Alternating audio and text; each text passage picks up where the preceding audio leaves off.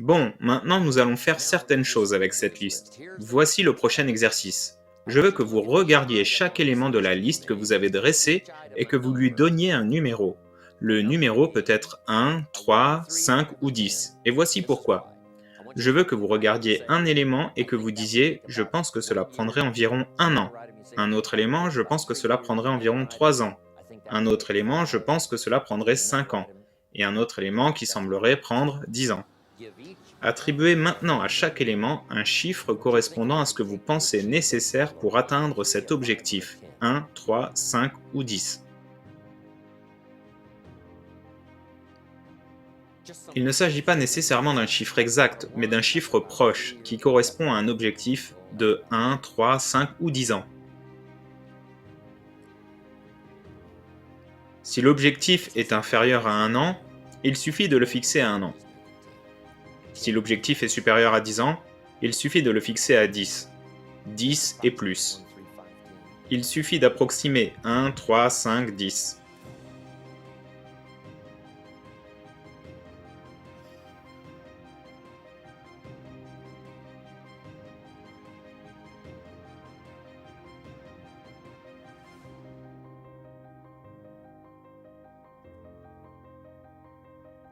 Si vous terminez plus tôt que prévu, vous pouvez en ajouter d'autres à votre liste. Courir un marathon. Dès que vous avez attribué un numéro à chaque élément, je veux que vous les comptiez. Combien de 1, combien de 3, combien de 5, combien de 10, et faites une petite liste de ces nombres. Combien de 1, de 3, de 5, de 10. Ça va être intéressant.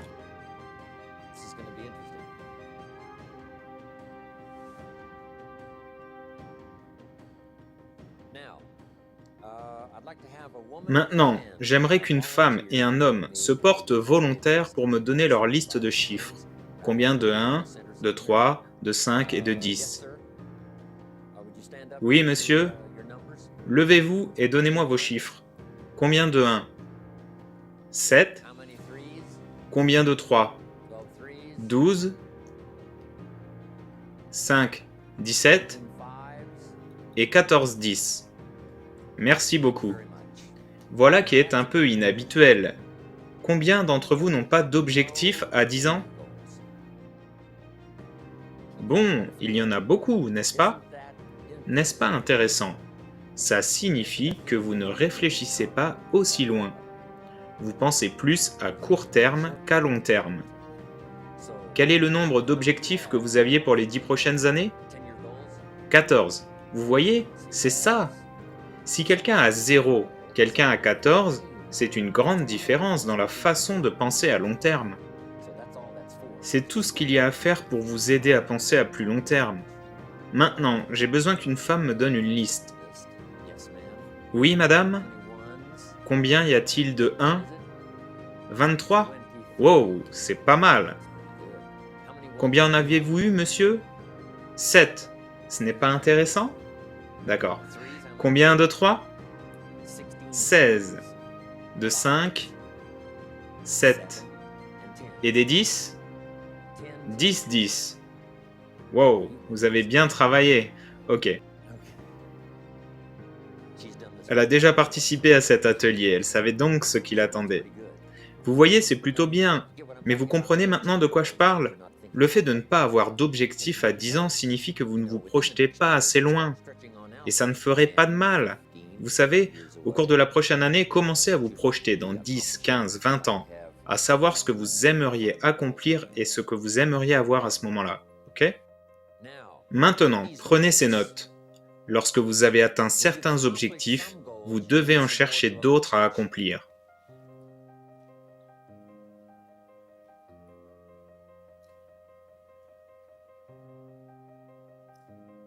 Suivant. Lorsque vous atteignez un objectif significatif ou important pour vous, il est très important de le célébrer. Notez-le donc. Célébrer une réalisation importante. Il n'est pas nécessaire qu'elle soit significative si elle est importante pour vous. Vous savez, il n'est pas nécessaire que ça change le monde ou la vie. S'il s'agit simplement d'un objectif qui vous tient à cœur et que vous avez enfin atteint, célébrez-le. J'espère que votre liste d'objectifs comportait des objectifs familiaux. Et si la famille atteint finalement un objectif, notez-le, célébrez-le en famille. Et si vous le cochez, laissez chaque membre de la famille cocher cet objectif, parce que toute la famille y a travaillé. Maintenant, voici ce que ça va faire. Ça aidera chaque membre de la famille à dresser une liste plus longue d'objectifs. Si nous parvenons à accomplir cet objectif, imaginez ce que nous pourrions faire d'autre. Il en va de même pour vous, individuellement. Lorsque vous accomplissez quelque chose, que vous le cochez, que vous le célébrez, ça vous aidera à accomplir votre liste, quelle qu'elle soit, et à vous dire que, si je parviens à l'atteindre, je pourrai doubler cette liste initiale. Ainsi, la célébration crée l'excitation nécessaire à l'élaboration d'une liste plus longue. Vous devez également vous fixer des objectifs permanents. Lorsque les premiers astronautes sont allés sur la Lune, certains d'entre eux ont eu des problèmes psychologiques à leur retour. Certains buvaient trop, avaient d'autres problèmes et l'une des raisons est de savoir où aller après être allés sur la Lune. Ils ont donc veillé à ce que les astronautes suivants aient de nombreux projets pour les occuper après leur séjour sur la Lune. Il en va de même pour vous et moi. Une fois que vous avez atteint vos objectifs, une autre liste doit vous attendre. Mon père a vécu jusqu'à 93 ans. Vous ne pouvez pas imaginer les objectifs qu'il avait. L'un d'entre eux, à l'âge de 92 ans, était de faire renouveler son permis de conduire. Devinez quoi? Il l'a fait renouveler pour 4 ans, à l'âge de 92 ans. Il a fait renouveler son permis de conduire pour 4 ans. Il n'a pas vécu assez longtemps pour en profiter. Mais s'il y avait pensé davantage, je pense qu'il aurait vécu 3 ans de plus pour en profiter. Il n'a donc vécu que jusqu'à 93 ans, mais à 92 ans, ils ont renouvelé son permis de conduire pour 4 ans. Vous ne pouvez pas imaginer, il n'arrêtait pas de montrer son permis de conduire à tout le monde. Vous n'imaginez même pas. Incroyable. Donc des objectifs pour remplacer les objectifs que vous avez atteints, encore et encore, pour le reste de votre vie. Parce que la philosophie dont nous avons discuté hier, c'était quoi? Jusqu'où faut-il aller? Aussi loin que possible. Combien de livres devez-vous lire? Autant que possible. Combien d'amis devez-vous vous faire? Autant que possible. Combien devez-vous gagner? Autant que vous pouvez. C'est ça. Que devez-vous essayer d'être? Tout ce que vous pouvez. Et c'est là le but de cet exercice. Vous étirer, vous faire penser, vous amener à vous poser des questions, vous faire réfléchir. Je me demande ce qui serait possible si je pouvais obtenir tout ce que je veux. Maintenant, voici l'exercice suivant. Notez la question. Sur votre liste d'objectifs d'un an, quels sont les 4 les plus importants?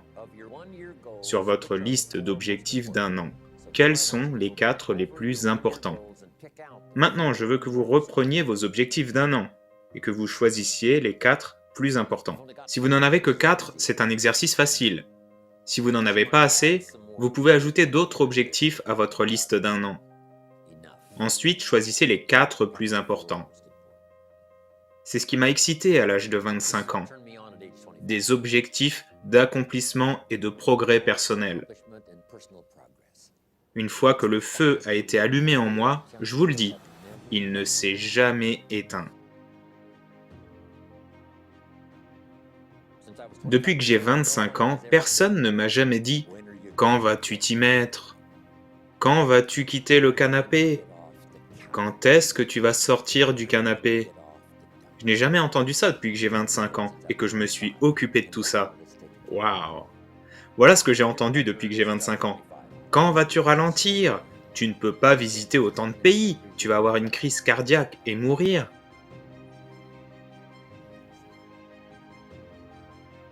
D'ailleurs, vous pourriez prendre note de ce qui arrive maintenant. Voici 2 excellentes questions à noter, qui s'adressent aux personnes d'âge mûr, car ce sont des questions difficiles, surtout la première. Voici la première question. Qu'est-ce qui vous excite? C'est une bonne liste à faire. Voici ce qui m'excite. C'est ce qui me fait me lever tôt, me coucher tard, qui me fait maximiser mes capacités tout au long de la journée. Voici la liste de ce qui m'excite. Maintenant, voici la question suivante. Qu'est-ce qui vous décourage? Comment se fait-il que vous n'ayez pas le zeste, la vitalité et l'appétit pour vos accomplissements quotidiens? J'ai commencé à dresser une liste des choses qui me décourageaient, et une fois que cette liste était établie, je l'ai traitée. Puis j'ai commencé à dresser une liste de ce qui m'excitait et de ce qui m'exciterait à l'avenir. Je l'ai fait et ma vie n'a jamais plus été la même. C'était comme une révolution personnelle, un virage à 180 degrés. Je ne peux pas le dire assez fort. Il est facile de devenir paresseux en concevant la journée, l'année, l'avenir et ce que vous voulez accomplir, et de croiser les doigts en espérant que tout se passera bien, que les vents favorables souffleront dans votre direction. Mais je vous le dis, ça n'arrivera pas. C'est donc la partie de l'exercice qui consiste à s'atteler à l'élaboration de cette liste et à la poursuivre bien après que nous ayons éteint les lumières et que nous soyons tous rentrés chez nous. Il faut continuer, et l'une des meilleures façons de le faire, j'en ai déjà parlé hier, c'est de l'enseigner. La clé, c'est de l'enseigner. Jen avait raison, vous n'avez pas besoin de reconnaissance. Donnez à tous ceux qui vous viennent à l'esprit les mérites de la reconnaissance et votre propre autosatisfaction sera une reconnaissance suffisante. S'ils ne mettent jamais de couronne sur votre tête, qui s'en soucie? D'accord, les 4 objectifs à un an les plus importants, si vous les avez identifiés.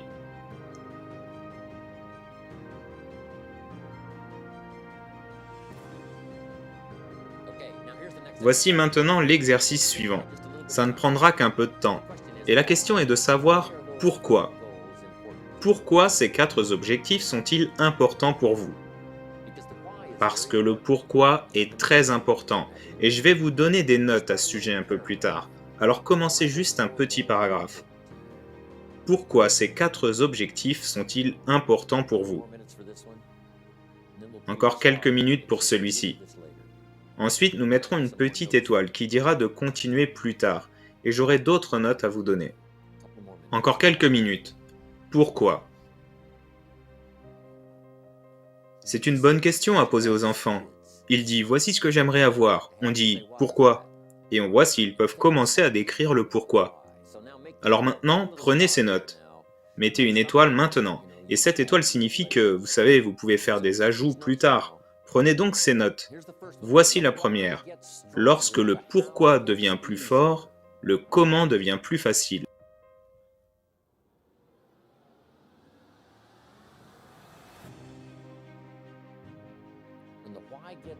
Quand le pourquoi devient grand, puissant, fort, le comment semble être beaucoup plus facile.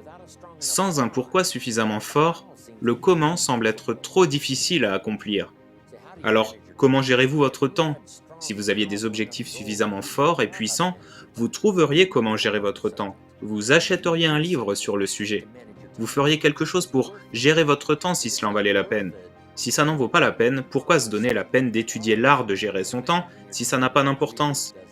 Mais si ça compte vraiment dans l'accomplissement de vos objectifs et des raisons pour lesquelles vous souhaitez vous accomplir, vous voyez, vous pouvez faire n'importe quoi. Vous pouvez vous lever à n'importe quelle heure, lire n'importe quel livre, suivre n'importe quel cours, faire n'importe quel changement, développer n'importe quelle compétence, pratiquer n'importe quelle discipline. Je veux dire, vous pouvez tout faire. Lorsque ce comment et ce pourquoi, ou lorsque le pourquoi commence à grandir, le comment devient plus simple. Excellente question à poser aux enfants. Pourquoi? Pourquoi faire? Une petite note. Peut-être que l'un de vos objectifs était d'avoir une maison d'1 million de dollars sur la colline, surplombant la vallée de la rivière Snake. Ok, c'est un bon objectif. Une maison d'1 million de dollars. Voici la question suivante. Pourquoi? Pourquoi faire? Je veux dire qu'une maison est une maison en tant que telle, avec des briques, du bois, des murs et un toit. La clé, c'est une maison d'1 million de dollars, ça serait merveilleux, mais pourquoi faire? Alors notez ceci, le but est plus fort que l'objet. L'objet serait la maison, elle vous attirerait, c'est un objectif valable à atteindre, l'objet de la maison. Mais voici un objectif plus fort, le but de la maison d'1 million de dollars. Vous dites, ce sera la pièce maîtresse de toutes les activités de la famille, avec toutes sortes de personnes uniques qui iront et viendront, et de l'influence et des choses se produiront dans cet endroit. Vous voyez, nous arrivons à quelque chose. Si vous avez compris cette phrase, c'est l'une des meilleures de la journée. Le but est plus fort que l'objet. C'est normal d'avoir plein d'objectifs à atteindre sur votre liste de buts, mais continuez toujours à vous poser la question. Et parfois il est bon de l'écrire. Voici pourquoi je veux cet argent. Voici pourquoi je veux cet endroit. Voici pourquoi. Et vous commencez à développer ces raisons. Et je vous le dis, maintenant ça commence à devenir incroyablement puissant.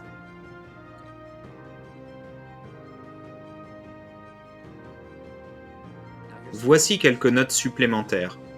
Certains de vos objectifs doivent être des objectifs de développement personnel. La personne que vous souhaitez devenir. Développer des compétences qui vous rendent attractif sur le marché. Développer le tempérament et l'attitude qui vous rendent attractif dans le monde des affaires. L'attitude et le tempérament qui font de vous un excellent père en étudiant cet art. Voici ce qui est important. Ce n'est pas ce que vous obtenez qui vous rend précieux, c'est ce que vous devenez qui vous rend précieux. Je ne cesse de le répéter, année après année, depuis 39 ans, publiquement. C'est la personne que vous devenez. J'admirais mon ami Mark Hughes pour la fortune qu'il a faite dans l'entreprise qu'il a créée. Devinez ce que j'admirais davantage, la personne qu'il est devenu en l'espace de 44 ans. Il était unique. À l'âge de 19 ans, il s'est mis au développement personnel et y a travaillé quotidiennement depuis ce jour jusqu'à sa mort. L'idée de devenir une personne attrayante, une personne compétente, un bon ami, un bon collègue, un bon partenaire, un bon membre autour de la table ronde, un contributeur. Vous voyez, c'est la clé, la personne que vous devenez.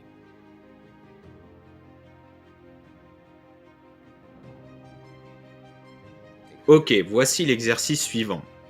N'est-ce pas une bonne chose? Je veux dire, je vous le dis, ce truc a changé ma vie, a changé le cours de ma vie. De la traite des vaches à la position assise sur ce tabouret. Incroyable, quel parcours! Et une partie de cette stimulation explosive a commencé quand j'ai rencontré Earl Shoaff. Et il m'a demandé, avez-vous une liste d'objectifs? Et j'ai dit non. Et il a dit, alors je peux deviner combien vous avez sur votre compte bancaire. J'ai pensé, waouh! J'ai immédiatement commencé à étudier l'art. Et l'art et ses réalisations ont contribué à changer ma vie et m'ont permis de me qualifier pour venir vous parler aujourd'hui. Il faut être qualifié, n'est-ce pas? Vous invitez des milliers de personnes à venir écouter ce que vous avez à dire. C'est incroyable, mais tout ce voyage, vous savez, c'est bien produit pour moi. Cette vidéo est terminée. Si vous souhaitez voir la première et dernière partie de ce séminaire de Jim Rohn, vous trouverez les liens dans la description de la vidéo. Avant de partir, n'oubliez pas de vous abonner pour ne pas rater les prochaines vidéos. À bientôt!